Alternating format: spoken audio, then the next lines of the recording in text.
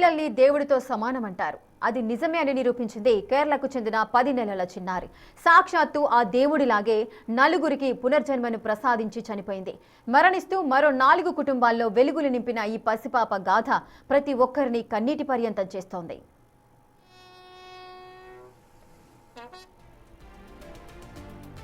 పథనంతిట్ట ప్రాంతానికి చెందిన అరుణ్ అబ్రహాం, షెరిన్ అన్జాద్ దంపతుల కుమార్తె అలెన్ షెరిన్ ఫిబ్రవరి 5వ తేదీన కొట్టాయం నుంచి కారులో వెళ్తుండగా జరిగిన ఘోర రోడ్డు ప్రమాదం ఆ పసిపాప ప్రాణాల మీదకు తెచ్చింది.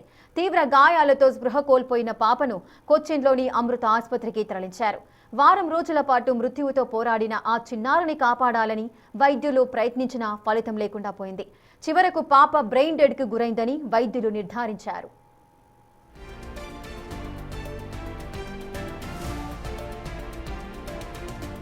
కన్న కూతురు ఇక లేదన్న వార్త ఆ తల్లిదండ్రులను కుదిపేసింది.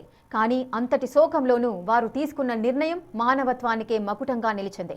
తమ పాప తిరిగి రాకపోయినా ఆమె అవయవాల ద్వారా మరో 4 చిన్నారులైన బతకాలని భావించి అవయవ దానానికి ముందుకొచ్చారు.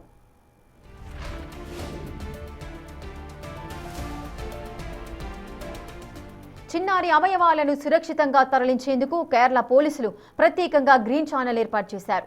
అలిన్ షెరిన్ అందించిన ప్రాణదానంతో తిరువనంతపురంలోని ఒక చిన్నారికి మూత్రపిండాలు, మరొకరికి గుండె కవాటం, 6 నెలల పసికందుకి ఊపిరితిత్తులు, అమృత ఆసుపత్రిలోని రోగులకు కంటి కార్నియా అమర్చారు.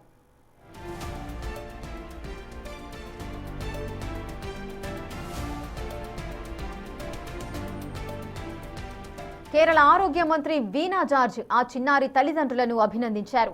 ఆదివారం ప్రభుత్వ అధికారిక లాంఛనాలతో అంత్యక్రియలు నిర్వహించారు. ప్రధాని మోడీ సూచన మేరకు తాను అంత్యక్రియలకు హాజరైనట్లు కేంద్ర మంత్రి సురేష్ గోపి తెలిపారు.